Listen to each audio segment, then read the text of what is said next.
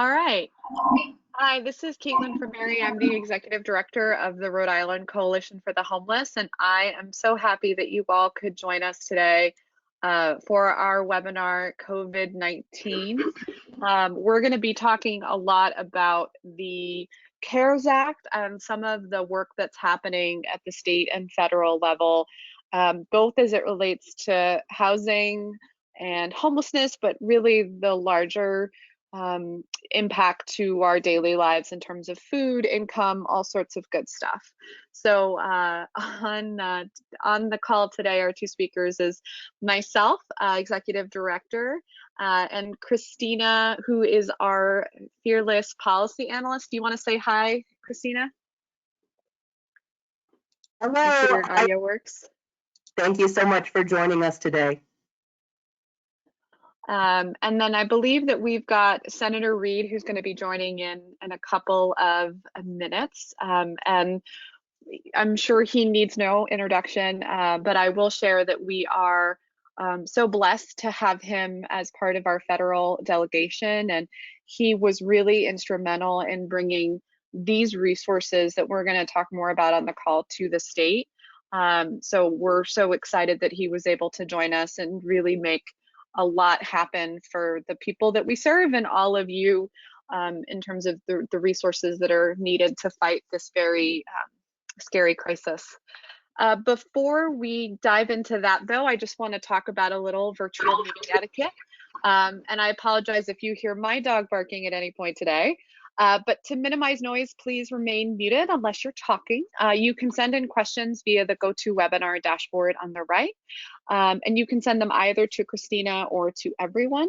And there will be lots of opportunities for question and answer topics throughout. But like I said, feel free to just send them right into that question and answer pod, or you can raise your hand. And again, just want to thank everyone for being here with us today. This is a little bit of what our agenda for the call is going to be. So we're going to have some welcome and opening remarks when Senator Rhode joins us. And then we're going to start with the federal policy updates. And really, this is where we've seen probably the largest movement and the most sizable resources. And that's primarily through the CARES Act, which is the coronavirus relief stimulus package. And we're going to dive into some of that. There's also going to be some updates on what's happening stateside here in Rhode Island. And then we're going to close with some discussion about what needs to come next, because while these resources are helpful and needed, they're not enough. And we don't want to see more people become homeless or fear losing their housing because of income loss and everything else that's going on in our communities right now. Any update yet, Kristina, on our friend Senator Rhode joining? Yes, he should be calling in any second now. All right. Hold on, I'm getting a call. I think this might be him calling me. 1 second. And thank you for being patient with us as we navigate these new mediums. We're used to trying to do more of this in person, occasionally online, but certainly this is the safest way to get information. I will answer a couple of questions that I normally get when I've done webinars.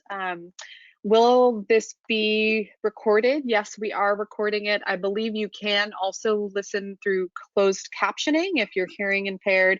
And Kristina, prior to the call started, emailed everybody that had registered with the slide deck. So if there's at any point technical difficulties, know that you'll be able to review those materials and we'll be able to record it and share it after the fact, so that you don't have to diligently take notes, because we have gotten that covered for you. Any update yet, Kristina? Yes, Senator Rhode, I believe, is on the line. Wonderful. Thank you, Senator Rhode, so much for joining us. You really played a critical role in getting this funding for Rhode Island. And I know that it's been a very challenging and busy time, and we're so glad that you could be here with us today.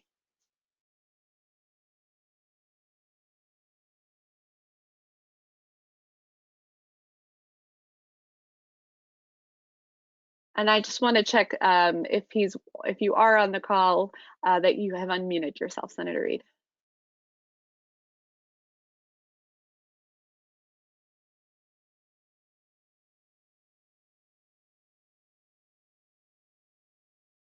Well, I might just keep chatting a little bit more while we figure out the technical difficulties of getting you all able to hear him.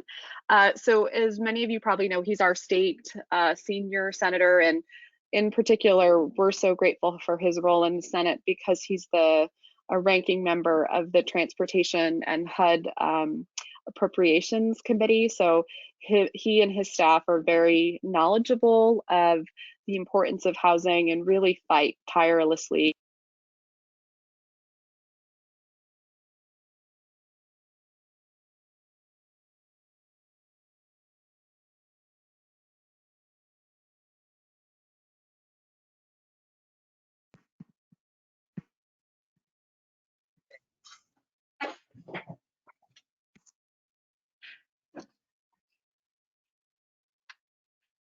So Kristina, just wanted to check in again. How are we doing?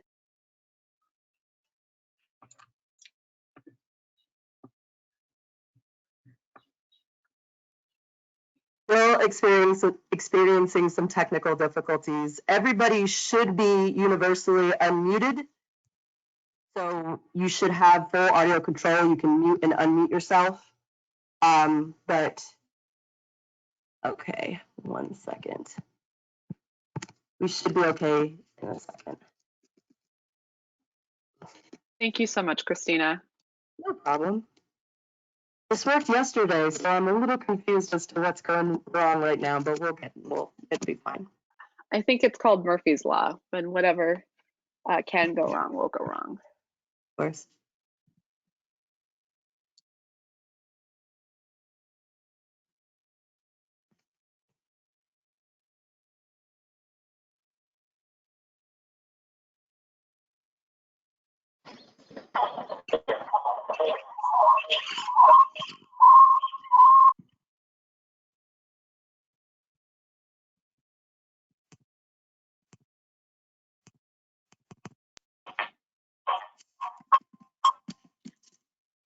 Is there any thought to us starting the presentation and then him chiming in once the technical parts are figured out?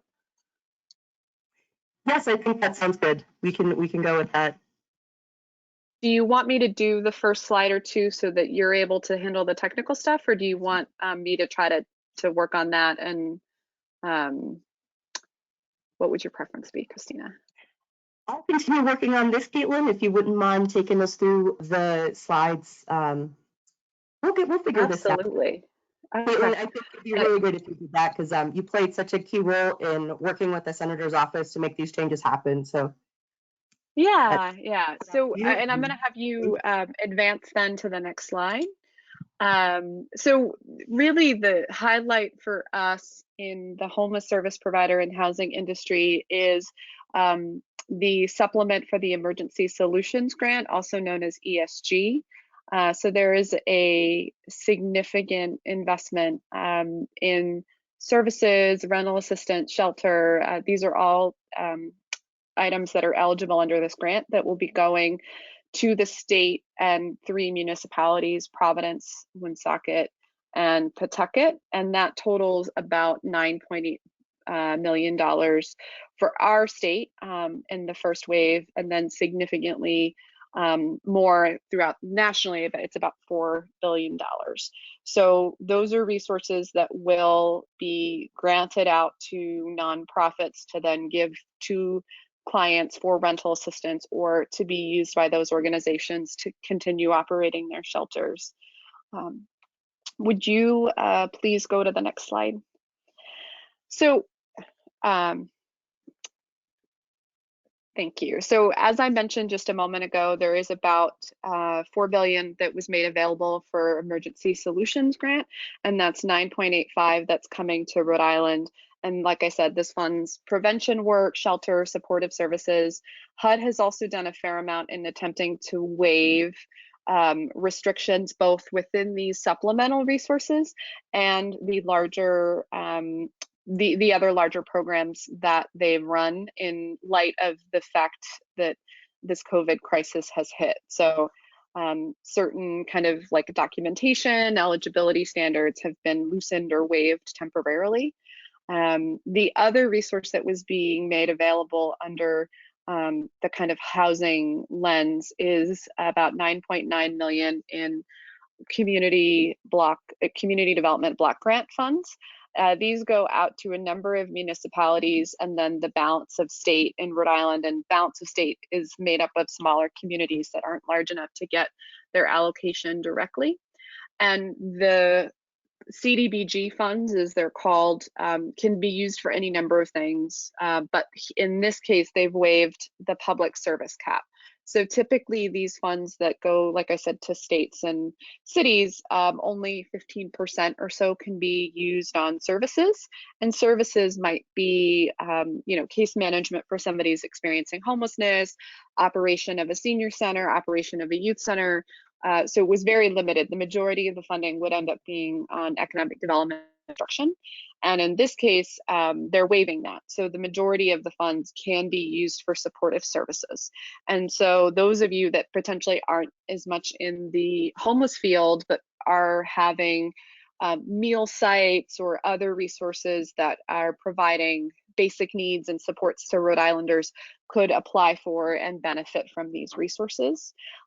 Another key investment that has been released in this CARES Act is about $150 billion of Corona Relief Fund, and that's really to support state and local governments' response efforts, which could include funds for homelessness. So in our community, we are working to try to get those experiencing homelessness into motel, hotels, different types of housing arrangements to keep our shelters from overcrowding and protect people. So those are resources that the Relief Fund and the FEMA, the Emergency Management Agency federally can support and assist. Kristina, I'm wondering if we have an update on Senator Reid joining us.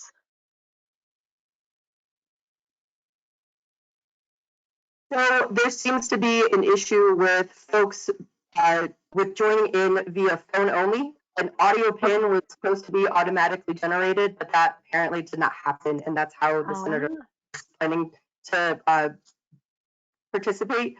So I'm trying something else. I will keep on it, but please continue. Are you good with the slide where it is? Yep. Yeah. Thank you so much. Great. Thank you. Well, actually, I'm going to have you go back one more slide because there is one more thing I'm going to speak about the funding.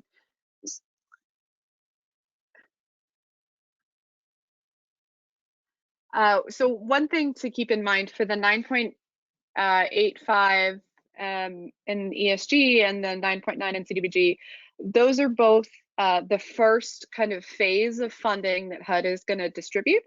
And those are just based on our kind of populations and HUD's existing formulas.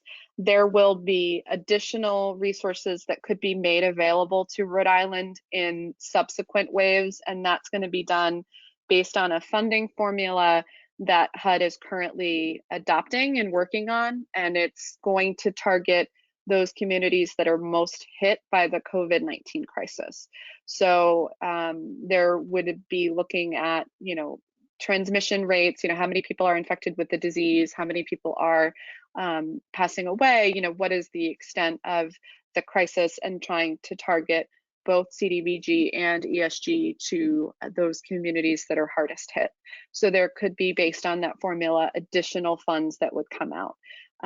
So I believe that it's about half that is going out in kind of the first wave and of that 4 billion, and then the second will be in this subsequent waves. And if you were curious about what resources might be coming to your particular community, you can see here a chart that Kristina has put together that spells it out. One piece I will call out on the far right, you'll see the word HOPWA 20. HOPWA is a housing for persons with AIDS program. There was some additional funding made available for that vulnerable population, in addition to some flexibility in how they're serving families where one member has AIDS or is HIV positive. So this is the resources that we can expect to see within our community. It's anticipated that these funds will be made available, I believe within the next month. They're supposed to start getting grant agreements to the communities. Each of these cities or towns gets to determine how they spend the funds. Typically, the status quo is that a request for proposals or grant RFP is released, and they all have plans that they're required to adopt by HUD that spell out how they distribute funds and what public engagement is followed for that, so that the public has the opportunity to inform decision making. So stay tuned for more information from your local municipality, and then we'll do our best at the coalition to share when we know of funding announcements. And again, these resources are for service providers and other organizations that are doing eligible work under these grants. These are not resources that go directly to someone. A client might benefit because they're served under a program that's funded or get rental assistance under a program that's funded. Later on, we're going to touch more on the resources that are made available directly to people in need. And then example of that is unemployment insurance and the rebate, stimulus rebates, or checks as you might have seen them called. We'll touch on that in a little bit.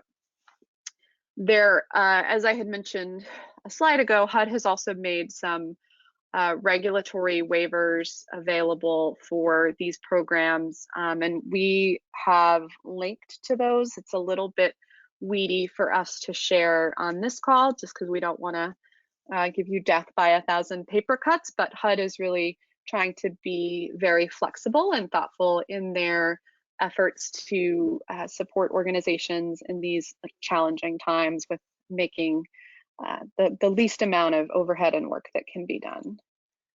And I want to take an opportunity to pause to see if anybody has any questions on these homeless assistant funding. You can either speak up or put a question in the question box.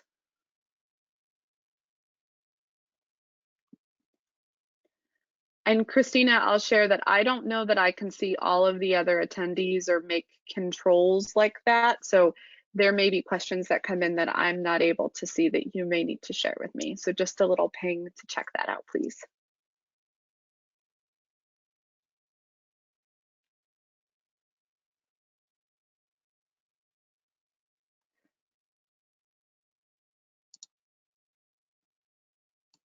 All right, well, I'm gonna keep, oh, Kristina, were you gonna share something? I thought I saw her pop up.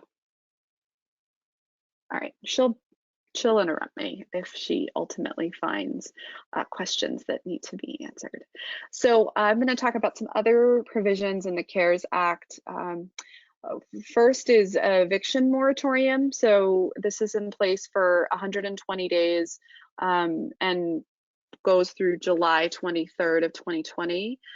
This is not universal, so only certain households are protected. And one thing with the CARES Act and really the role of federal government, their purview, their ability to regulate is oftentimes specific to the programs that they administer.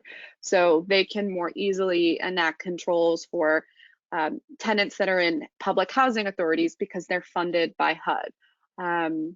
So they have less ability to impact private landlords that have no other funding source in there, like a subsidy. And we'll talk a little bit more about what needs to be done to protect all Rhode Islanders, not just those in public housing. And one piece I want to mention here on the eviction moratorium is in any community when this exists, it's not that the tenant doesn't have to pay, it's just that the eviction is delayed or can't take place during that period. So it's very important that you encourage your family, your clients that you're working with to pay their rent when they can, so that they're not evicted once the moratorium ends.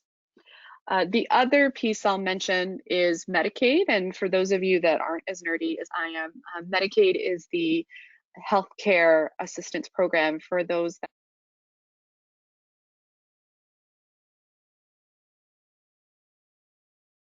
and that serves a lot of Rhode Islanders. Medicaid is typically for those that are children or adults that are not eligible yet for Medicare. So Medicare is federally run and is for those that typically are elderly or potentially have some sort of disability, where Medicaid is for those that are low income children.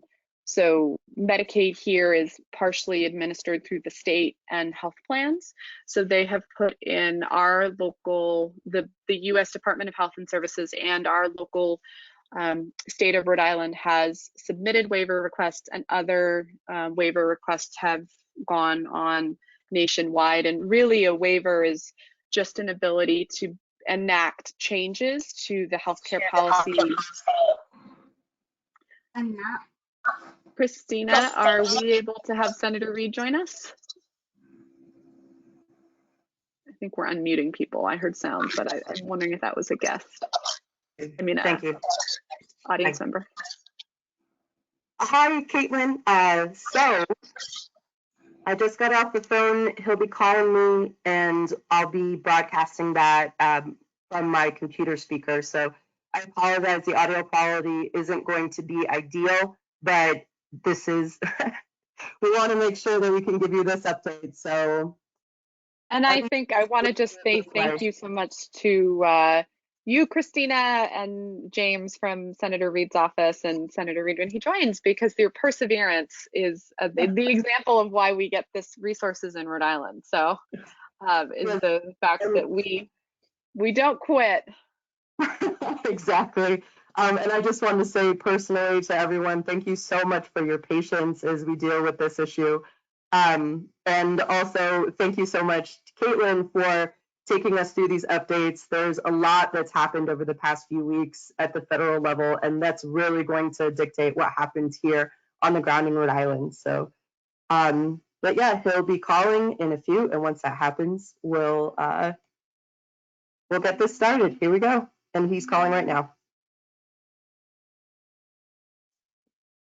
Hello, Senator Reed, can you hear me? Yes, I can. Excellent. So you are broadcasting live to our incredible attendees. So I'll turn it over to you. Thank you so much for joining us, Senator. Well, thank you, Caitlin and Kristina, for all the work you've done putting this webinar together. And the entire coalition at partners for the extraordinary work you're doing in Rhode Island. You're really on the front lines of this homelessness problem, and that is something that is critical to our success, and thank you for that. I've been listening, and you've done a great job of summarizing some of the high points of the CARES Act. Let me just emphasize some critical issues which I think are important. One is, you point out, overall, $4 billion was appropriated for the Homeless Assistance Emergency Solutions Grant Program, and we're trying to get HUD to get that money out the door as fast as possible. We want it to be flexible with the funds so that they can be used to prevent evictions and to do shelter care, housing assistance, and many other things that will help the community very much. And as you indicated, we secured $5 billion for CDBG. All of this, I think, is going to be well used by the localities in the state. $2 billion will be allocated to the state directly under the allocation for fiscal year 2020. $1 billion will go to the states in support of coordinated response across communities, and then $2 billion will be allocated to states and units of local governments based on the prevalence of risk of COVID-19. Those hotspots areas will get that $2 billion.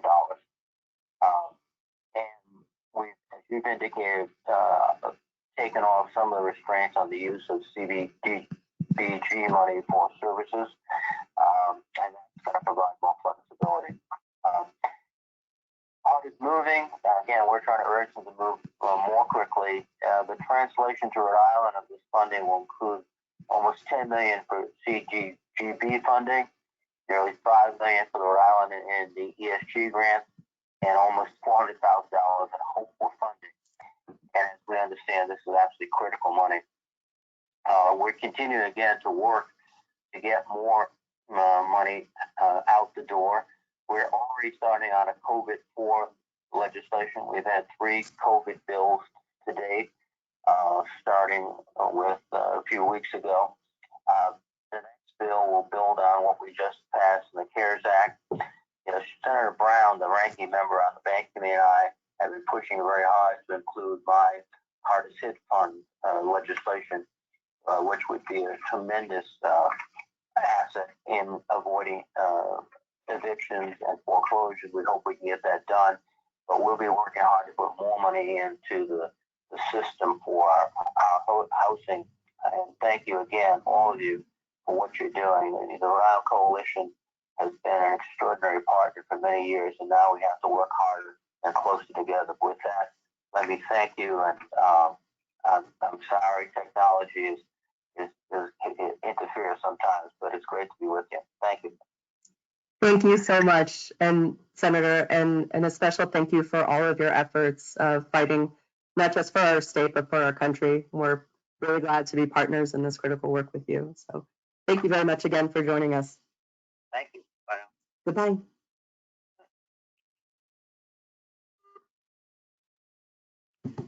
So we were able to pull it off. Thank you, everyone. I hope that was informative. I hope that I saw that some folks posed some questions about rent freeze and other federal policies that may be on the table. We'll be sure to send those along, but we're going to continue with the rest of the presentation. So Caitlin took everyone through these big updates that came from the CARES Act. This, as I mentioned at the beginning, is going to dictate pretty much everything that happens in our response here on the ground, especially when it comes to housing and ending and preventing homelessness.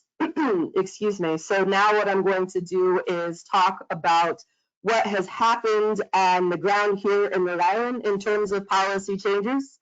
To let you, and some of this will include what's being done now or what's in the works, or what's going to be done with the monies that are coming through from the CARES Act. So before the COVID-19 crisis, we knew that on any given night there were 1,055 Rhode Islanders experiencing homelessness. Now, our state, and that's about 4,000 to 5,000 in a year. Our state has one of the highest income gaps between income and cost of living. And to put it very lightly, this pandemic is going to could potentially be devastating to our neighbors experiencing homelessness and extreme housing insecurity. It's really, really important that we advocate for policies that are going to help folks. There is no need more fundamental than housing, right? So the state has taken some steps to address this, but the stakes are still extremely high. So some of the changes that have happened, number one, there have been some big changes on eviction here in Rhode Island. At the beginning of March, the district court announced that it would be closed and not closing its doors and not taking any new cases, or not hearing any new cases until they reopened April 17th. So this essentially established a moratorium on evictions. Now, a couple important things to know: this is not a universal moratorium. Notices can still be sent. Tenants, this is also not the same as a rent freeze or anything like that. Eviction moratoriums do not automatically mean rent freezes. Tenants are still legally obligated to, legally obligated to pay rent. Now, the moratorium did not apply to evictions that were already in proceedings. So, for example, if the constable had come to your door with an order notifying you that you had to, vacate the premises, those, in order to keep folks in their homes and to prevent these evictions, the Department of Business Regulations issued a bulletin to all constables saying that they should not proceed with carrying out eviction orders. Now, constables can ignore that bulletin, but if you see that happening, you can submit a complaint about a non-compliant constable. There's a link to the form in the slide deck. There's also the contact information of the point person at DBR whom you would talk to. Excuse me. I also want to point out that there have been reports that self-help evictions, meaning the landlord will come and take the door off out of the threshold and physically evict you from your home. That has been happening. I've been hearing some reports of that, and what we've been instructed to tell folks is that they can, if their landlord is trying to do a self-help eviction, the tenant can call the police, and the police will come and help halt the eviction.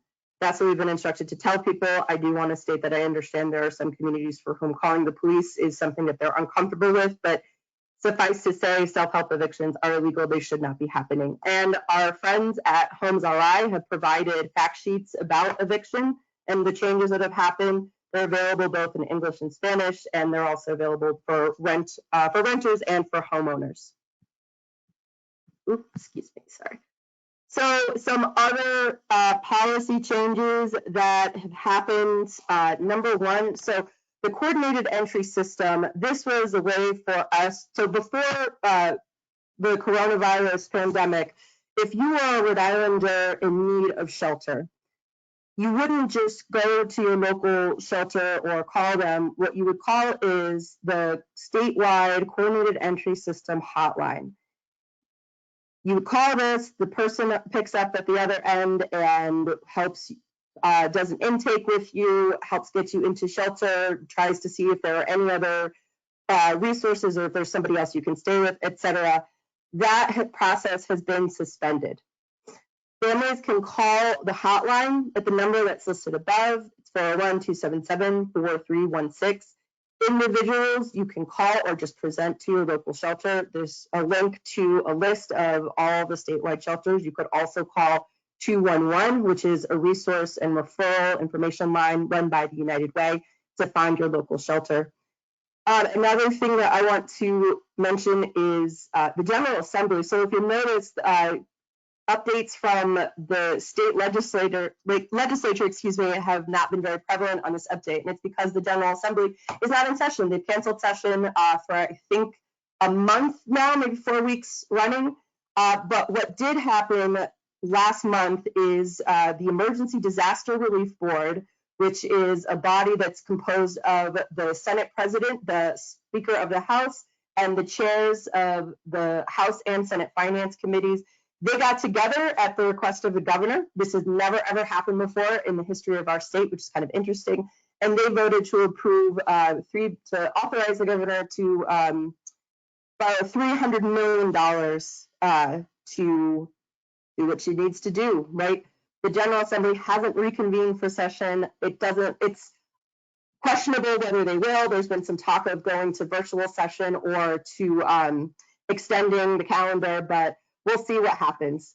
A few other updates that are important to know. Health Source Rhode Island has opened a special enrollment period here in the state.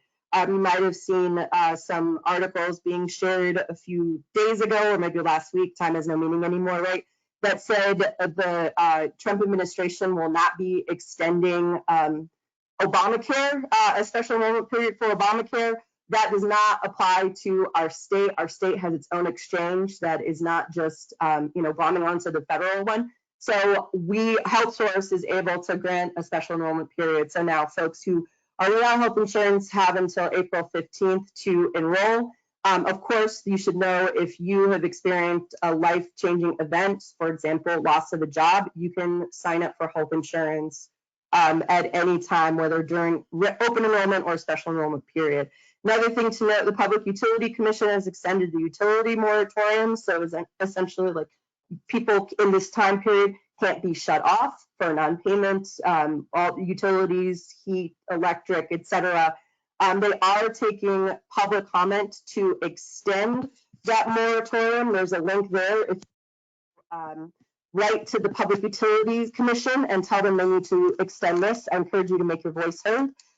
Also, the Coalition for the Homeless has on our website tried to centralize as much information related to the state's response and resources, both for people experiencing homelessness and the folks who work with them and serve this community.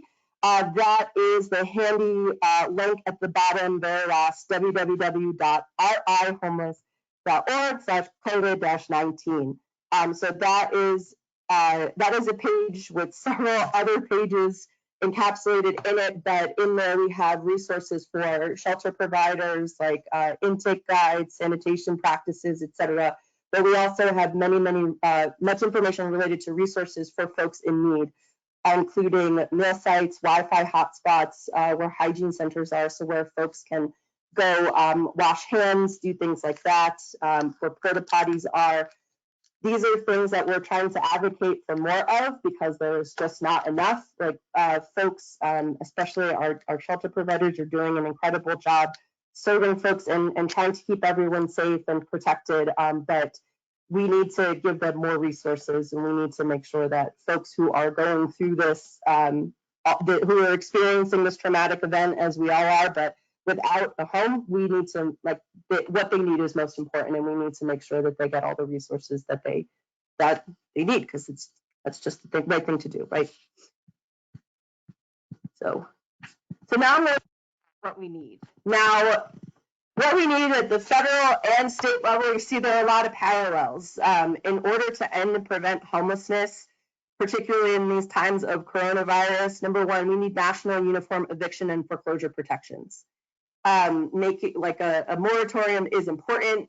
Temporary measures that address the the urgency of the moment are paramount. It's really important, but temporary things they don't last, right? We need something that is going to last, that is going to really keep people safe, keep people in their homes. I mean, eviction is one of the leading causes of homelessness, and it just makes sense to prevent homelessness, but to keep people, it just makes sense to keep people in the homes that they have, the good, safe homes that they have.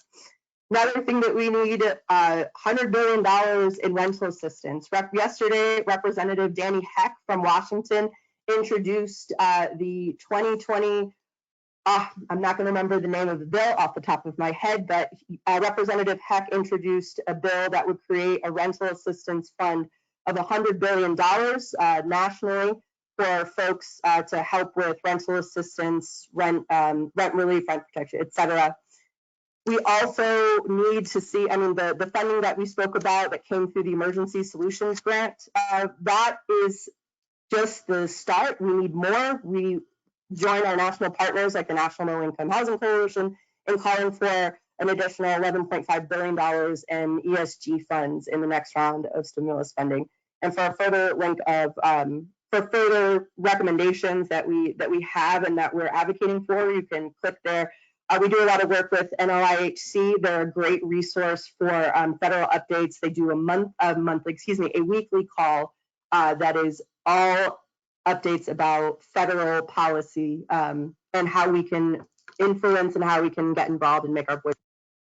Now on the state side, rental relief, preventative and emergency. We need increased access to fundamental resources. Like as I was saying before, we need to make sure that there are enough resources to keep spaces where people need to get help, sanitary, clean, protected, right? We need to make sure that people have access to basic hygiene resources like hand washing and using a restroom and all of these other pieces. Like we need to make sure that these fundamental resources that are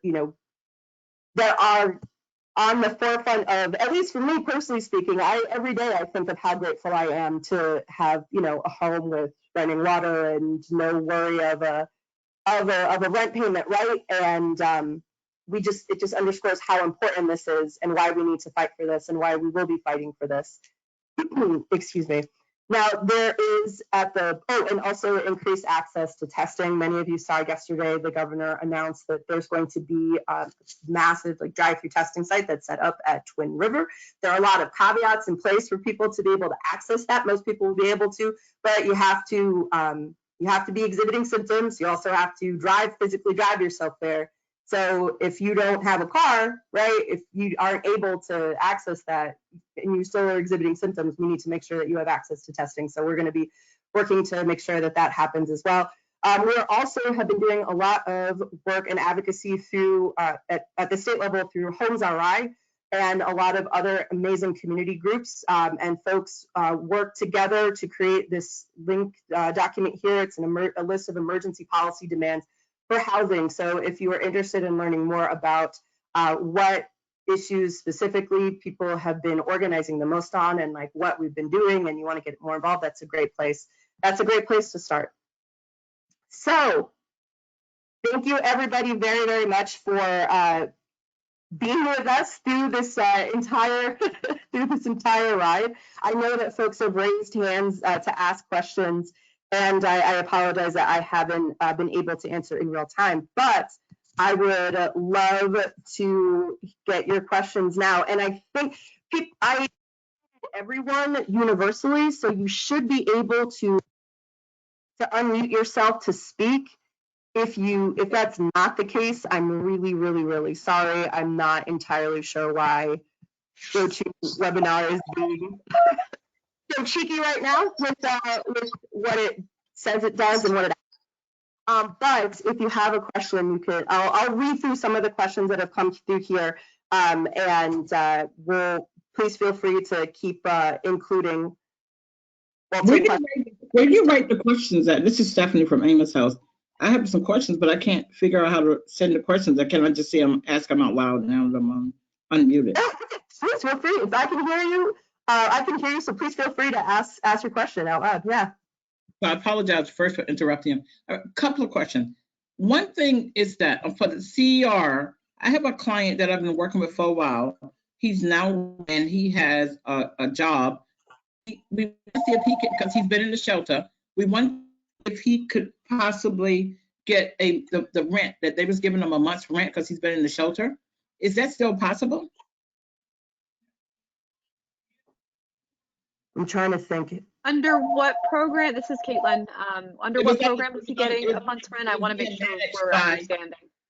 It was being managed over at Crossroads on the CER.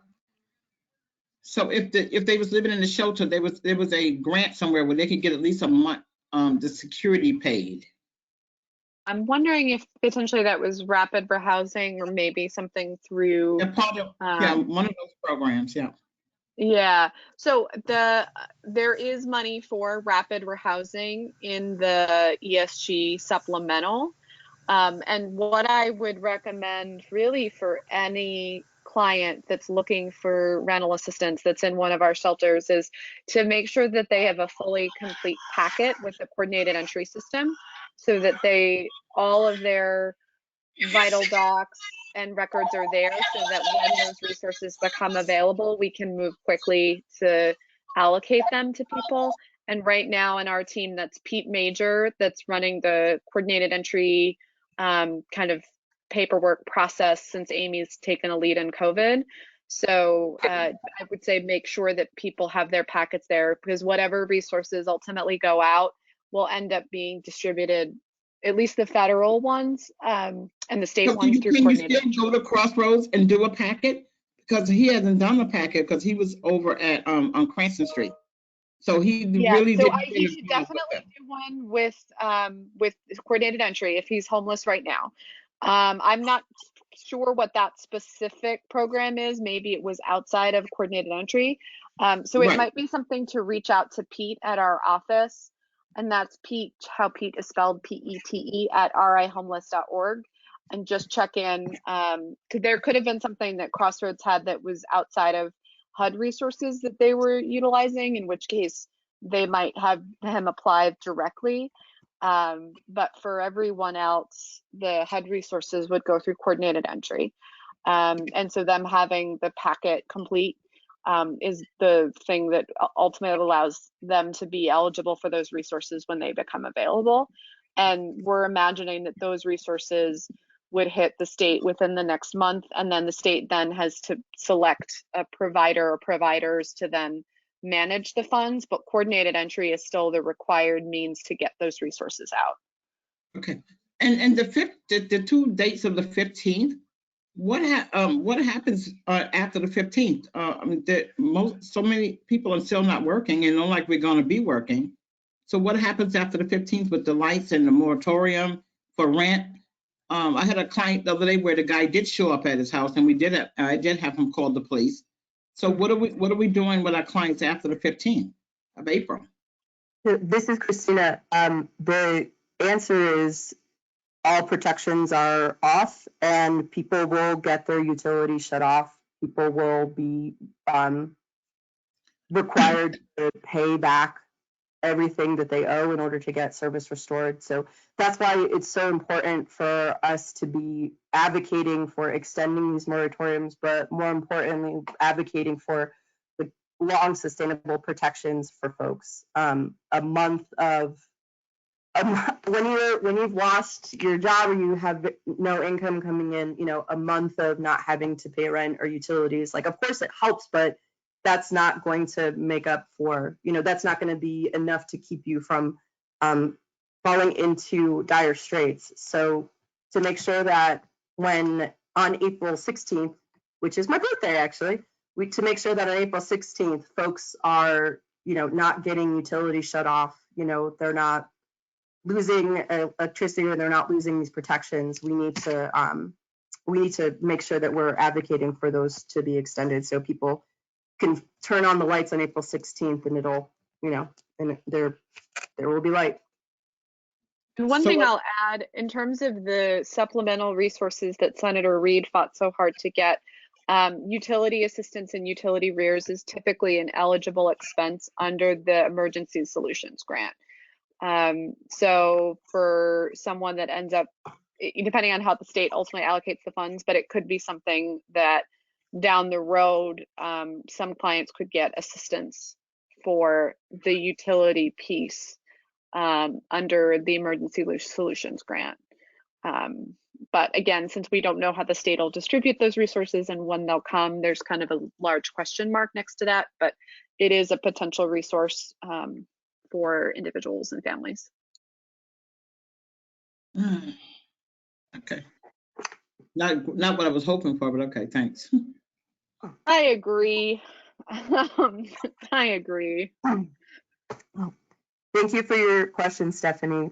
Really appreciate you bringing up those important issues. So I'm going to read through some of the questions that have come up in the questions box. Caitlin, some of these are likely questions that best answered by you rather than me. So please feel free to jump in. So Kathy Yorston said, I would like it if the government would make it clear that folks are still responsible to pay rent. Some residents are confused about the moratorium. Yes, folks are still legally obligated to pay rent, and notices for eviction. A notice of eviction can be sent, but it just won't go anywhere. It won't move until district court reopens its doors. As of right now, that day is until April 17th. See, Chris Tower, is there any chance of a rent freeze for people who rent apartments? And do you know if Senator Reid has a position on that? So this next wave of stimulus funding, this next stimulus package, et cetera, that's being discussed and fought for and debated and advocated for, there is going to be a lot from what I've read and heard, it seems the goal of that is going to be very much to get that's where the fight for giving people these types of protections is really going to come down to. That's where, like I mentioned, Congressman Heck's bill that was introduced, like that's a part of these discussions. And it's certainly something that we're going to be advocating for to our own federal delegation, which, nicely, they're usually on the right side of history when it comes to these things. So Michelle Marcello asked if we're working with families who are in need of help. Did you say the best place to send them for help is the community health centers?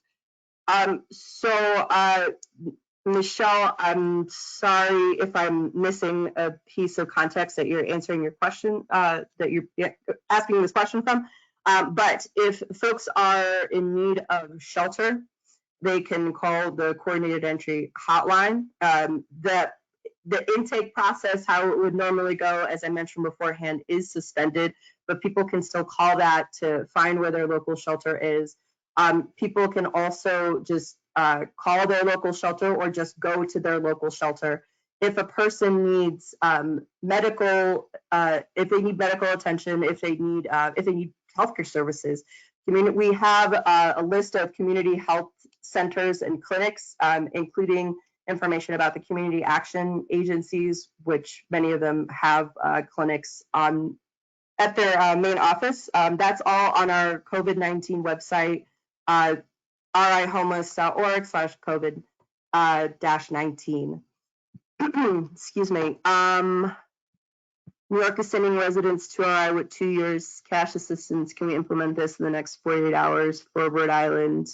I mean, Joan, thank you. That's an interesting question to raise. I think you are probably referring to SOTA, which is a rapid rehousing program that New York instituted, and folks who were part of that program could use funds to get housing in other states. I'm not sure about the ability of us to be able to institute something like that in 48 hours, but we absolutely need to see some kind of relief or cash assistance, or like support like that to our folks. And I apologize if this got covered, but one thing I want to mention about that is I think probably the most well-known piece of the CARES package is the stimulus checks.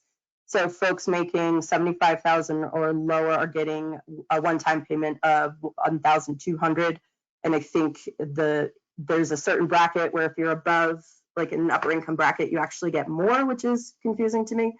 But we're also like a one-time payment of $1,200, where in a state where you need to be making $1,600 a month to rent a 2-bedroom apartment. That's obviously not going to go very far, and we need to be advocating for more of those types of resources. But also the coalition is really passionate in advocating for and working right now to make sure that these resources are being distributed in a timely way to folks who don't have bank accounts and don't file taxes and all of those other pieces.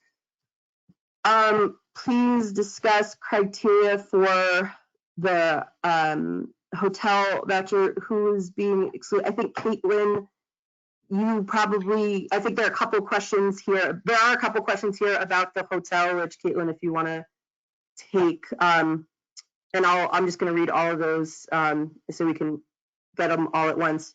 Okay. I'll come back to that in a second, but coordinated entry is suspended for shelter. The process of it, yes, but the line is still operational and people can use that.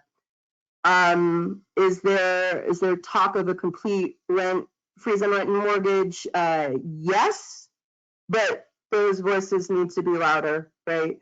Is there any link or page online from which summarizing CARES Act, etc.? Yes, I've sent the materials to folks. You'll also have a copy of this in the recording. We're also going to pull some of this out and put it on our website for easy reading, but that will be coming. But feel free to take any information that you've heard on this and run with it, right?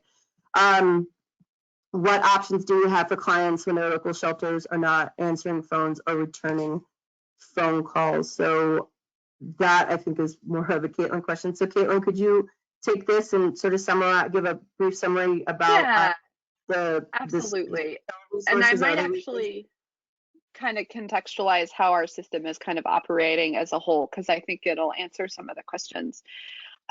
So the majority of our shelters have moved to kind of 24/7 operations. So typically an individual shelter, you might leave during the day, and especially if you're not in a family, if you're just a single adult or maybe a couple. So that, for the most part, has stopped, and people are able to stay there all day. And it's part of our effort to keep people in the space and not needing to go out into the community and risk infection. So a lot of the shelters are operating 24/7, but as we've mentioned, we're not really a right to shelter state. So there isn't more resources that magically go to the service providers when there is more need, and there's no legal right that you have to shelter if you find yourself without a home. So what we're trying to do as a system is best respond to the need and the evolving COVID crisis, but certainly it's challenging and it's changing day to day. Some of the other ways that we're trying to support people are the use of motel hotel vouchers. So we've really tried to target these to those that are most at risk, so elderly, medically compromised, and as a way to either get them out of the shelter that they're in so that they're potentially able to be in a more private area, less interaction with like larger groups.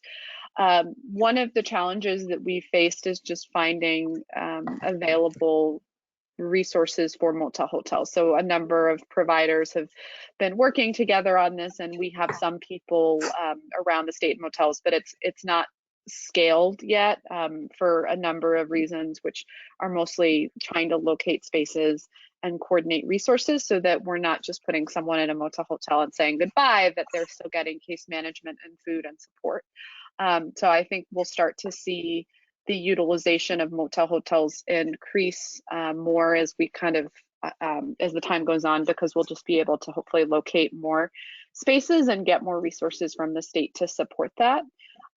We've also tried to get ways to expand capacity at shelters or allow for more space and distancing within them. So some facilities are having tents that are, heated and protected and have places for people to eat, use the restroom, everything that somebody needs to do, so that we can have people spread out more and again ensure the least amount of infection.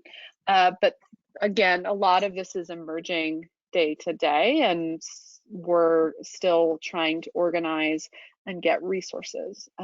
Kristina, do you think that well, I guess, and there's one other question was about just how to access the facilities. So I think with coordinated entry, you can still call that number during the day and check on when it's operational, when it's open, check on the availability of potentially what shelters have beds. I believe they have that information. You can also call the shelters in your community to check on availability. And we have that information in our street sheets on our website as well as our COVID page, and are trying to keep that up to date. So because those facilities are open 24/7, you really can go during the day and see if there is space there. And generally the shelter staff, if you were to present somewhere and they don't have space, can try to help work with another shelter or locate another place for you to go, which, like I said, could include motel hotel stay, but is, like I said, we're still trying to scale that. And I guess I want to take one moment to say thank you to the service providers that are both on this call and not on this call that are doing this work. I know I heard from Amos House earlier. You guys have been wonderful. We've worked a lot with Crossroads, and just I just want to share that I'm very grateful for all of the effort and work that both the staff on the front lines and the management teams are doing. This is never easy, and we're really I'm so appreciative of all of the efforts of everyone. Thank you. I'm going to raise some other questions that have popped up. So one from William Stein: how will CDBG and ESG funds be distributed? Will there be a separate RFP process, or will existing grantees have an opportunity to see contracts increased? So thank you. That's a really good question. So as I believe they're going to be distributed along the normal channels, because none of the funds that have come through CARES are considered emergency. This is just like an expansion of for lack of a And better. I think I can Funding. probably expand on that a little bit, Kristina, if that's all right. Oh, I was just about to turn it over to you, but I also wanted to, before I do that, I wanted to make this one point. You've seen, folks have heard through a common thread of advocacy through this, and it is because so much of the funding that's coming to the state from the CARES Act is seen as quote unquote flexible funding. So like the coronavirus relief fund, probably the biggest example of that, but also to a certain extent, CDBG and ESG, there's a little bit of wiggle and flexibility. And so it's really, really important for us as a community to advocate with one voice for how that money gets spent, to ensure that it does indeed come to us to help us serve the community around experiencing homelessness and to help that community as well. And Caitlin, I would love to hear more context from you on this, so please take it away. Yeah, so I think one thing I want to make clear really about our role here. So we're the Coalition for the Homeless, right? We're a nonprofit advocacy and systems agency. Ultimately, these resources, CDBG, ESG, go to state and municipal organizations that each kind of get to determine how they want to allocate the funds. So some of these are questions that we don't have the answer any more than you do. I can theorize what I think will happen, but I want to make the caveat that ultimately these questions really should be directed towards the state and the cities and towns, because they'll be the ones to make the final call. But generally what happens is there's an RFP. They will typically allow providers to apply for resources, which would include current providers or may include new providers. Again, they could maybe expand existing contracts. I could see potentially it maybe being some sort of mix, but it would really be me theorizing. So I know that the state and the partners are eager to move on this, and I think they're awaiting some information from HUD in terms of kind of timing of the resources and just any other kind of specific requirements that they want to make sure that they're understanding before they distribute the funds. And I think this is where the opportunity to do advocacy and also just to help inform the funders is very important. So if you were seeing the need for motel hotel, or if you were seeing a need for supportive services or rent or whatever it is, just dropping a line to the funder or to Amy or whomever saying like, this is what we really need, or bringing it up in those daily calls we do with the providers, so that that can be used to inform their delivery. And usually with most procurements, once the RFP drops, the funder isn't going to be as talkative with you. So they're not able to speak to you and answer as many questions because they don't want to give an unfair advantage. So it's a little bit more formal. So I would say that now, because the RFP or whatever process hasn't been shared with us yet, that you actually have an interesting opportunity to talk to the funders and share your needs and ask questions, because there's no kind of gag order that a lot of the times comes with those kind of funding processes. To that, I want to add a comment from Hannah Khan with the City of Providence. In Providence, there will for sure be an RFP coming out. So I think if you want, as Caitlin mentioned, if you want more details and if you have these questions, definitely good to direct them to the municipality that you're working in, or to the state, etc.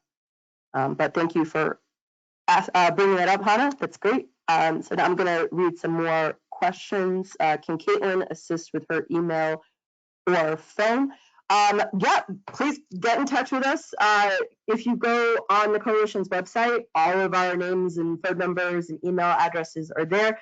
But really quick, our emails, both Caitlin and I, is just our first name. So for Caitlin, it's CAITLIN@rihomeless.org.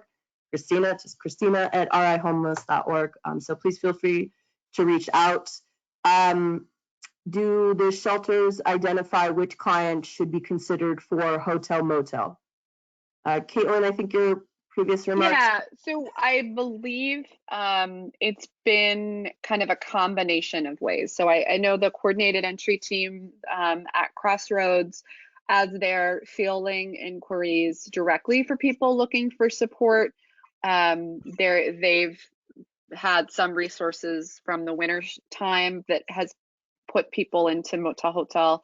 Like I said, I think this is still really emerging, and there is not at this point yet a huge resource pot for motel hotel, at least to my understanding. To be fair, this is moving so quickly. Amy could be in a meeting right now and I wouldn't necessarily have the update from her, and she's our kind of COVID lead. So I know separate from that, we have pulled from our by name list, so our list of everybody that's homeless at this time, and started to identify those that are elderly or that we know to be medically compromised, and have started to try to figure out plans for how to get those individuals into the safest possible setting, whether it's a motel or rental assistance or whatever, again, option the client wants and is best for them. So I know some of that analysis and planning has started to occur, but I would imagine this will be conversations and work that'll continue to happen. And one of the things that I can take back to Amy is that Amy and the coordinated entry team, that we maybe need a better and stronger communication on the motel hotel piece and what resources kind of are around and how to get them, because I think I'm hearing that maybe hasn't been as clear. So that's something that we can work on and try to get more information on.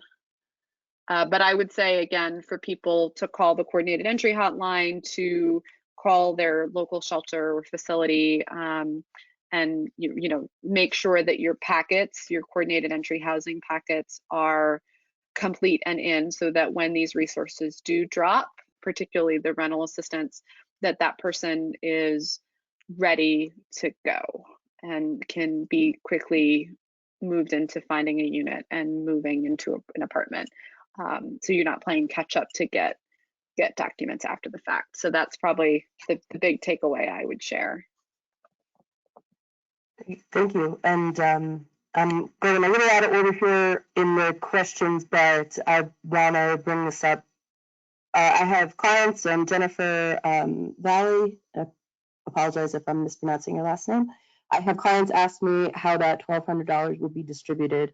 That's a really good question. So there are a lot of unknowns right now with the stimulus check, and how it will, and how folks who don't have bank accounts or not filing tax returns are able to access it quickly. So this is what we do know right now. So initially, the Treasury said that this will, that folks, this will be distributed via whatever account you file your taxes from. So it gets gets a deposit in there, et cetera. They were going to require folks who did not file a tax return last year, because if I believe for a single household, if you make less than $12,200 for the year, you legally don't have to file taxes. So they made that was a universal requirement. They did back down from it. So now folks who are Social Security recipients, who get a veteran's pension, and I think also a railroad pension. So basically these three like major people who are recipients of one of these three major federal benefits, they no longer have to file a tax return. The IRS also said that they are going to set, or the Treasury said they're going to set up a website where people can log in, create an account, and input their banking information in lieu of filing a tax return. And we do know that at the very, they're also going to be sending things out via mail, but the snail mail, but that will take months, literal months. So like I said, there's still a lot of unknowns right now. Like, how can we make sure, like the biggest is how can we make sure that this gets to folks? Because one of the things that's unclear is how folks who receive these, so we're advocating for the benefit, for that for that caveat to expand, so more folks who receive federal benefits, and not just, for example, Social Security recipients, but also SSI recipients can receive their stimulus, that don't have to go and fill out this account, et cetera, all of that. We're advocating for that expansion, but we also want to find out if folks who are receiving benefits through a direct express card, it's kind of like an EBT card, you know, your benefit just, it's not attached to a bank account, you know, regularly, a monthly, your allotment gets put onto the card. It's not clear if that stimulus check is just going to pass on to a card like that for folks that they already have, or if we can expand it out to include that. But we're having conversations to like clarify that and suss that out. So we should have some more updates over the next few days. But if you have any suggestions, like, or any of this, if you want to get more engaged and involved with us, please don't hesitate to reach out to me, and I'd love to talk with you more. So moving through, and I know I missed a couple, so I'm going backwards again. So from Sherry Cruz, what happens to those who relapse in the recovery house and are released to the street without shelter? Are there any supports, or is there any guidance in these circumstances for recovery houses that are also de facto shelters?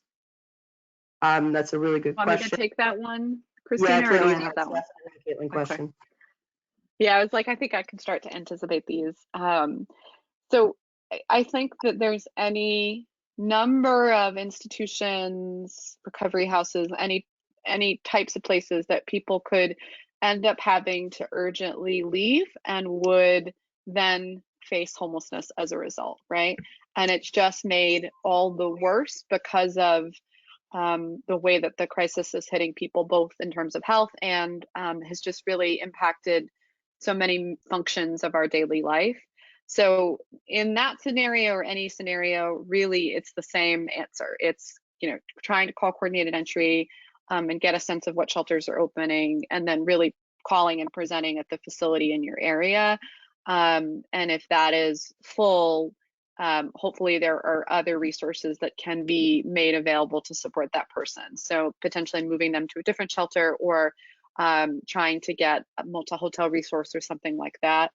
I wish I had a better answer than the one that I just shared, right? Like, I wish I could say that everyone had a right to shelter and there was that was going to appear. And one of the things that I'll mention here is how important advocacy is, and our ability to share these stories and continue to fight for the resources that will bring that. The state has been a really good partner with us in trying to figure this out, and I think we're moving in a direction where they'll have more motel hotel, like more expanded shelter space, or, you know, tents, that type of thing soon.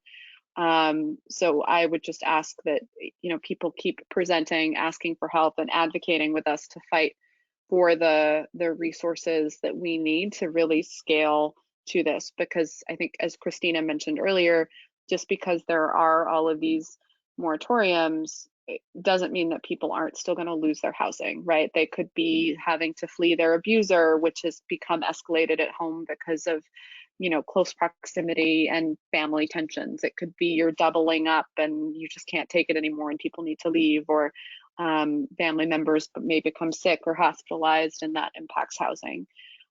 So like I said, one of the things that I can try to take back to Amy and our team is how can we better communicate what resources are available, and look at how the coordinated entry system needs to be adapting to kind of give people this information. And they are doing this, but I think it's challenging that there isn't enough. And I want to share my appreciation for the recovery houses, because you do provide a vital support, and really in a lot of ways do act as like a de facto housing shelter option. I want to check, did that answer the question, Kristina? Would there be anything else you'd have me hit again? I think that's a very good and comprehensive answer. And then I guess I'll just close with, it sucks, and I, you know, like, well, let's fix it, let's keep working on it, like. Yeah. Well, I want to raise some other questions, and this is the last one I think that's in the queue, and I will be able to then do them in proper order, but someone raised a comment about Northern Rhode Island. Jennifer Rancourt, there are minimal services for people who are homeless living in Northern Rhode Island, specifically Woonsocket in general, never mind during a crisis like this. What is recommended to best help provide guidance for resources of shelters, wash stations, etc. Transportation is a major barrier. So thank you for that question, Jennifer. You're absolutely right. This crisis is exacerbating already, an already crisis level situation for folks. And it is really frustrating that there is not more available to help people. But if you are somebody who is working with folks experiencing homelessness and trying to offer resources or provide guidance on that, we do have a daily call at 3 o'clock. The coalition facilitates a daily call at 3 o'clock with shelter providers where folks discuss and provide feedback and input on these very types of questions.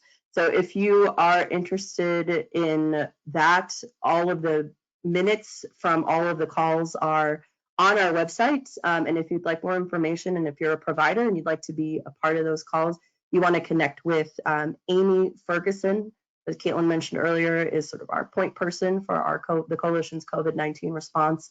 And her email is to Amy, AMY, @rihomeless.org.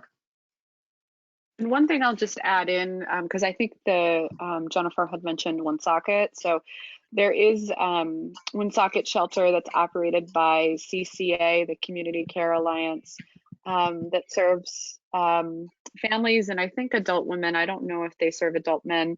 There is a winter shelter, I think Harvest Community Church, that's open during winter. I know we've been working with them to try to figure out if they're going to continue operations or not. I don't know that answer off the top of my head. And if somebody does and wants to ping it to Kristina, we're happy to share that.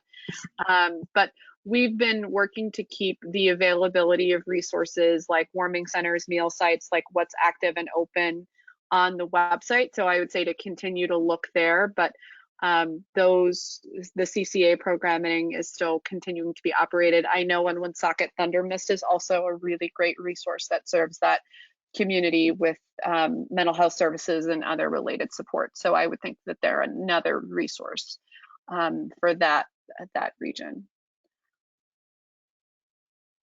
Awesome. Thank you so and much. And then for one other, for if you're a victim of domestic violence, Sojourner House is one of the providers that serves that Northern Rhode Island area as well. Thank you. So now I have a question from Paula Hudson. Are there any plans for a more permanent plan for housing for the homeless, like using the funding to create permanent housing? So yes, absolutely. And also I would say too that even though the General Assembly is not in session right now, I mean, they are still, they still will be passing a budget at some point, and the bills, true, many of the bills that we were advocating for before COVID-19 are not, if they don't go back into session, are going to have to be taken up next year. But some of those key pieces, like for example, the budget line item for housing construction and preservation, like the need for that is going to become even higher and even greater as we go through this. And the budget process itself is going to be, it's going to be pretty ugly. There are going to be a lot of, I mean, it's already a fairly intense process, right? A lot of competing interests for an ostensibly small pot of money, right? Or rather rigid pot of money, right? But it's going to be really essential for all of us to fight for those funds because, I mean, hotel, motel, temporary protections, et cetera, all of these are really vital and really important, but there is no substitute for a safe, secure, affordable place to call home, right? Excuse me. But we're going to see, I mean, these funds that are coming in, some of them will have very specific directives attached to it, but a lot of them will be flexible. And these are the things that we can be advocating for at the state level, as well as at the federal level. So going through, and thank you for your question. So Joan Dobbins has a suggestion: unemployed are receiving $600 per week as an entitlement, if that is a word. That would enable every homeless person to establish a temporary place. That is approximately $10,000 and would be an immediate solution. Comment. Thank you for your suggestion, Joan. I appreciate the thought that you've put into this. I'm going to think on this more because I want to look a little more on if that would be how far 600 would, how many people that would help, and how much it would help them, and like, is there a way for us, are there ways for us to be able to generate more assistance and more resources via other channels? And I'm sorry, that sounds a little like wonky policy speak, but this is, I appreciate you offering something that's concrete, dare I say very Elizabeth Warren of you, but we'll be definitely advocating for things like, so a lot has happened, a lot has been firmed up, but there's still a lot of dust that has yet to settle, and there's still a lot of unknowns. And as that becomes clear and we know a little bit more where the lines are, we'll be able to best put together a strategy that we're going to advocate for, and we can, the best way that we can get the funds that we need for our folks. Excuse me. All right, VITA and other agencies, and this comes from Kathy Yorson, VITA and other agencies are closed for tax filing. Is there a place for clients to have their taxes done for free? What about folks that have no computer access? So yes, this was another big, going back to the stimulus checks, this was another huge red flag. If we were going to ask people, if we're going to require people to fill out a tax return, especially folks who have never done it before, it's a big hurdle, obviously, right? Taxes can be really, really confusing and can feel kind of scary. But VITA isn't closed right now for the foreseeable future. I'm not sure what the plan is to reopen or make those services available again. I don't think that there's a huge urgency just because the filing deadline has been extended. The tax filing deadline has been extended to, I want to say, June 15th. But in the meantime, if folks have questions and are looking to get connected or just to get information or anything, I would call, especially if they don't have a computer, I would call 211. I mentioned this before. This is the resource and referral line that's run by the United Way. All you have to do is dial 211. It's open 24 hours a day, 365 days a year. It's confidential.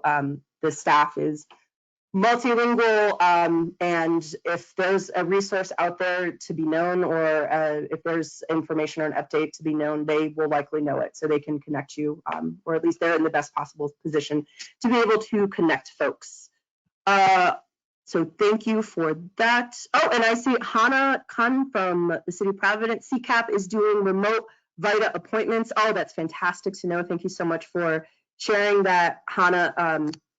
So folks can connect with CCAP, which I am not sure, and I can, if anybody knows, I'm not sure if the CAP agencies are serving folks outside of their typical resource areas.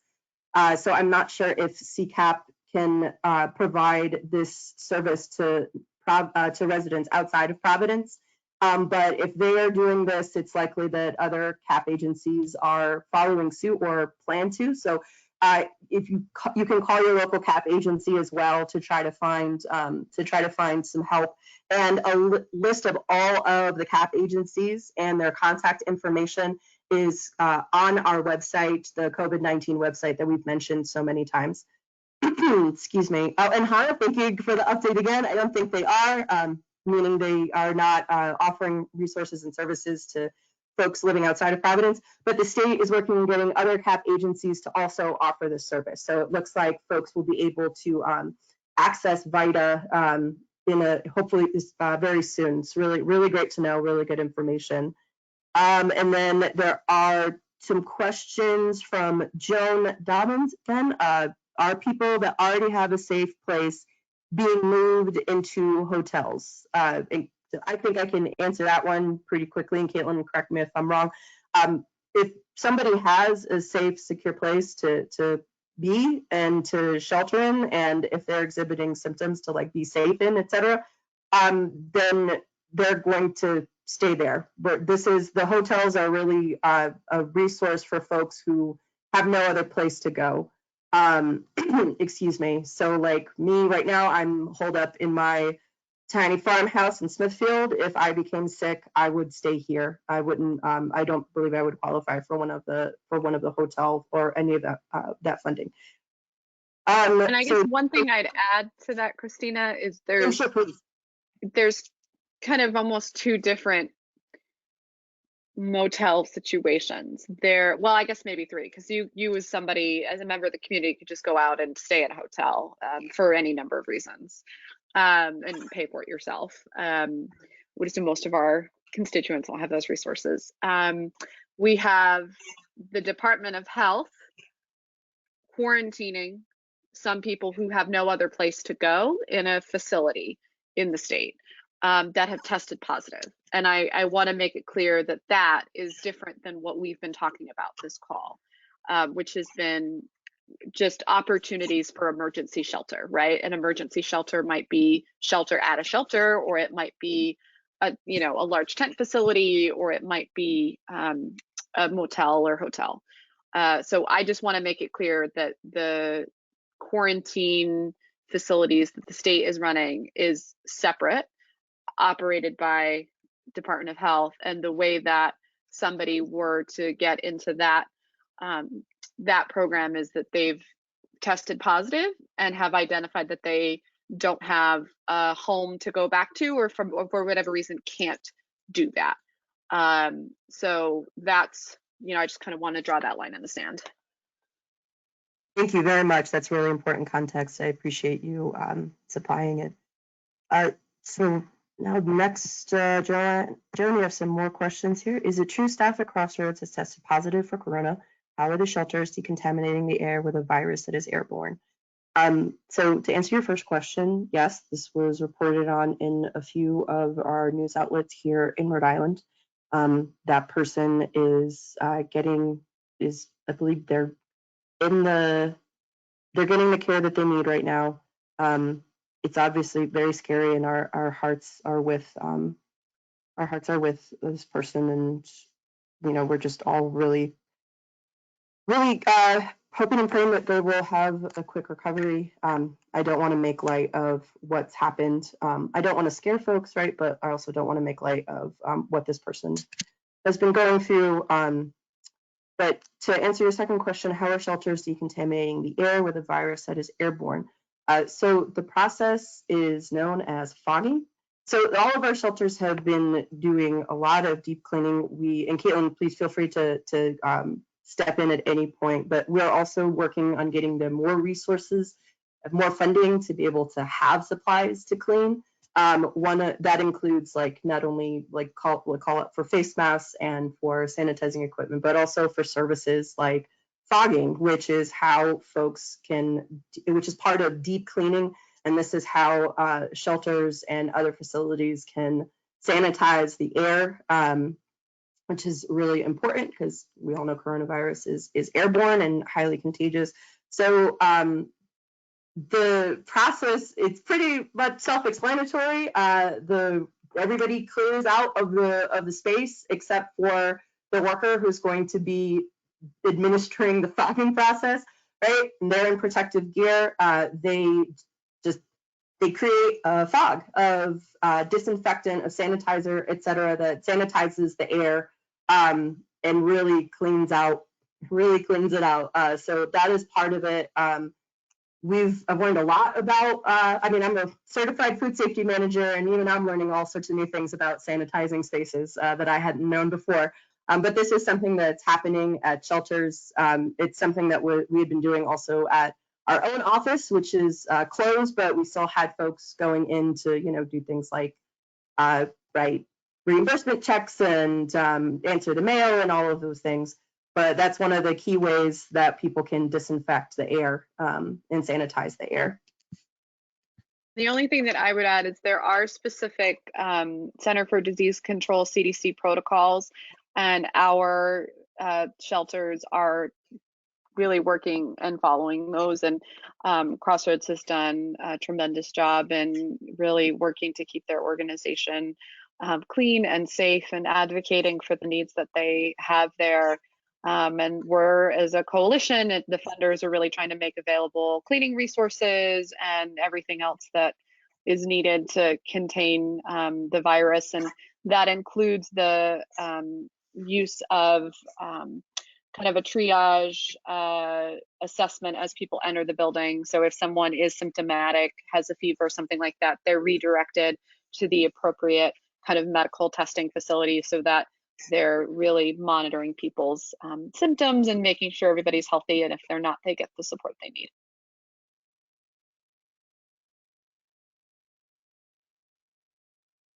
Thank you. Yeah, and I would say again, I mean, this is something that is really important, and it's something that we're, working diligently to provide. We need to keep folks who are staying in shelters and the folks who are working there safe.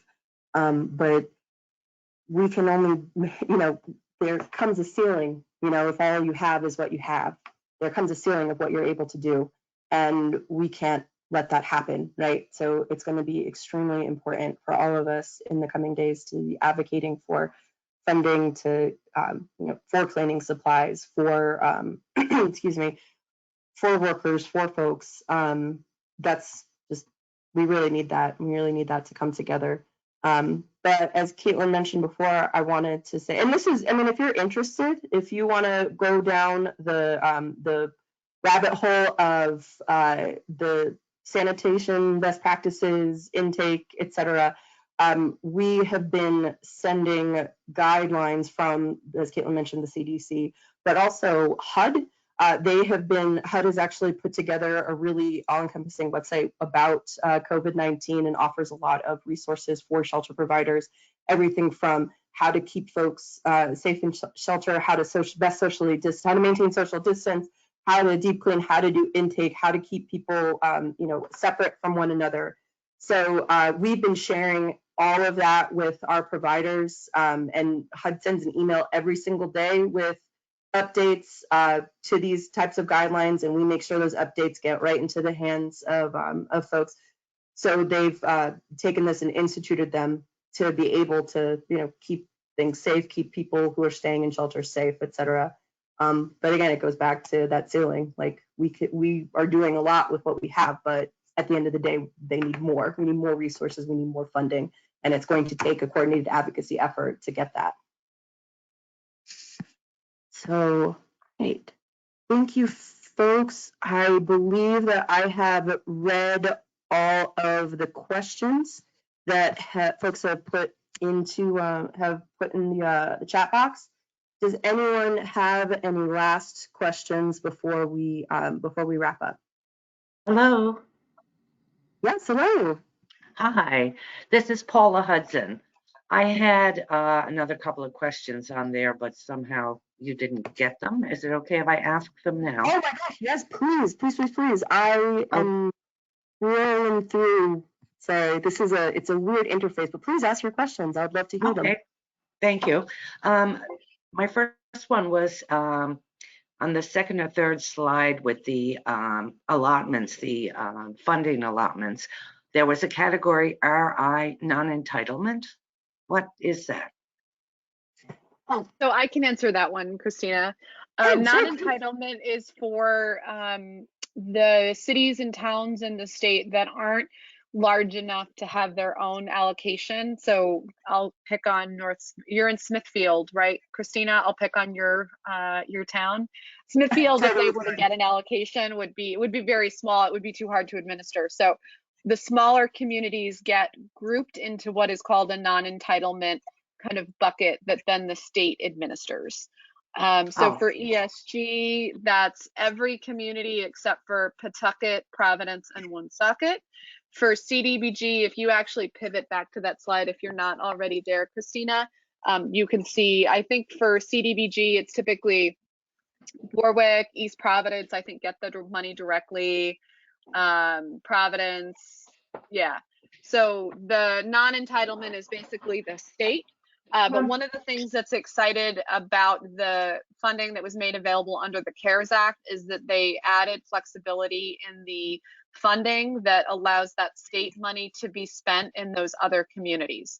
So typically, for instance, the state money has to be spent outside of these smaller or these larger municipalities. That's not the case with the funding sources we have for this allocation, which just provides more flexibility to the people that we serve. So that's something we're excited about. Oh, great. Thank you for that answer. That's a good question. Good eyes. The other question I had posted was, you had mentioned a number of times, both of you, I believe, that clients can advocate for themselves in their own communities, going directly to local shelters. However, I have a client in South County at the moment. I am a case manager, and I have a client in South County who has been trying to get back into the Welcome House. I have been calling all weekend and up until last night. Nobody's returning my calls. So I guess there seems to be a breakdown in communication. And while the option is great, if people can go directly to their local shelters, if they can't access it either by telephone or other means, then what? Now this man is 55 years old. Yeah. He's COPD. He is definitely high risk, and he is wandering the streets of South County. So it's so unfortunate to hear that. I'm gonna have you call Pete, or I'm gonna have you email Pete on my staff. Okay. Pete, P-E-T-E. I know Pete very well. All right. Yeah, and I'll ping him that you're gonna call, and we'll see if there's something we can't elevate this and at least get a call back. Like if Welcome House is full, then at least let's communicate that. So I will send you to Pete, and Pete hopefully will help get you more information. And I'm so sorry to hear about that. And yeah, I know it's difficult times, and everybody is stressed to the max. I totally get it. Yep. However, that doesn't give much consolation to the person who's wandering the streets. Absolutely. Yeah. Information in this day and age is so important, and it's going to save lives. Yeah, absolutely. It is. Dan, thank you for your advocacy for that individual as well. I advocate for all of my clients. Yeah. I always do. So, well, thank you so very much. And this has been a great webinar. I want to thank you both for taking the time to do this, and because I'm sure you're both pulling your hair out like the rest of us. So I, for one, appreciate it. Thank you. Thank you. Thank you so much. That means a lot. I really appreciate you saying that. Thank you. Well, it's a weird time, but at least we all are in this together. So it's a real privilege to be able to do this kind of work with so many incredible, passionate people. And we have Senator Rhode who's got our back, right? So that's exciting. So, and Joan Dobbins offered this comment. Some healthcare workers are not returning to their families for safety reasons due to the unknowns of this virus. EBCAP and others are remote, are unavailable. So, I apologize if this did get touched on a little bit in the federal updates when I was still nagging all of our technical biz. But one thing that you're going to see more and more of, I believe, we're already seeing it, is a shift to telemedicine. So there are more funds coming in for health centers to be able to move services virtually, beef up their telemedicine, so to speak. So that way, because, and you're right, like this, if you don't have a car and if you don't have money for the bus, like, a ride that, the fact that the CAP agency is only like, 20 minutes away might as well be like, 2 days away, right? But folks should be able to still call, and they can check in with their doctor or their healthcare professional over the phone, or over GoToWebinar, etc. So that's something to be on the lookout for. And those updates are all in the COVID-19 website, the page specifically that lists all of the CAP agencies, health clinics, et cetera. We've endeavored to include any telehealth medicine updates from those providers in there. So hopefully folks can be able to still access care even if they can't do it in person. I mean, this is a struggle that our neighbors in rural communities have been facing for decades, right? So this is what they have to do. I mean, if you live in the middle of Wyoming and the nearest doctor is 2 hours away, like, what do? You call them up on GoToMeeting, right, or something like that. You call them up on the phone. So those are the things that we'll be forced to do, and for the time being until this pandemic ends. And there's one other thing that both the questions that we've gotten and then your responses, Kristina, reminded me, we don't have enough resources, right? We need more support. We need, and really the way that comes about is advocacy. And one of the things that's so powerful in advocacy is stories and storytelling. I think people sharing their experiences, navigating the system, or trying to help people, or the barriers that come up. So often you don't think about homelessness and housing until you lose it, and then you hit this wall and are surprised to see that there isn't the safety net that you just assumed that there was. So I would ask all of you, if you have stories either that you personally are willing to share about your own struggles or your struggles in trying to help others, or someone that has a story that's interested, please reach out to us, because that is something that we can really use to help impact our legislators and those in power to make the changes and the resources that need to happen. And I know even for the Senator Rhode and the congressional delegation, we were very, we reached out to him a lot because we wanted him to know the day-to-day operations of how this was going, so that he understood how to best advocate for us. So I guess I would close with making the ask for all of you that you consider sharing your story, and we can always do that in a supportive way, that if someone doesn't want their identity out there, that we can disguise or otherwise contextualize it if someone isn't necessarily wanting their whole world to be out there, but that those narratives and those personal experiences are really what help us change the hearts and minds to get all of the resources that we need. And at the end of the day, motels are great, shelters are great, because people get out of the cold for today, but that's not what we want. We want people to be housed, and housing is healthcare, housing is home, housing is how you keep your family safe and yourself sane these days. And that's really what we want. We don't want these temporary solutions. We want the end game of housing. And so please work with us to do that, and send us your stories or volunteer. We definitely have work that needs to get done. So reach out to us with whatever skill or interest you might have. Perfectly put. Perfectly put. So with that, I will say thank you to everyone for joining us today. Really appreciate all of the questions and comments that folks and updates that folks have shared and raised. You will be receiving a copy of this along with a transcript. I'll also resend the slide deck and the presenter notes. If you need anything further, or if you'd like to discuss and get involved, like Caitlin was saying, and discuss this with me further and be a part of the fight to bring these resources and supports to our state, reach out to me. I'd love to talk with you. Like, let's get virtual coffee and really get into the policy and organizing weeds, right? So thank you again, everybody, for being on here today, and a special thank you to Caitlin for her excellent facilitation and all of the wonderful updates that she provided. And I want to say thank you, everybody, for your patience in dealing with all of our technical fun at the beginning. But I think that we overcame it, and this was really informative. I really enjoyed my time talking with everyone on this. So thank you. Be well, be safe, and we'll be in touch. Thank you, everyone. Goodbye.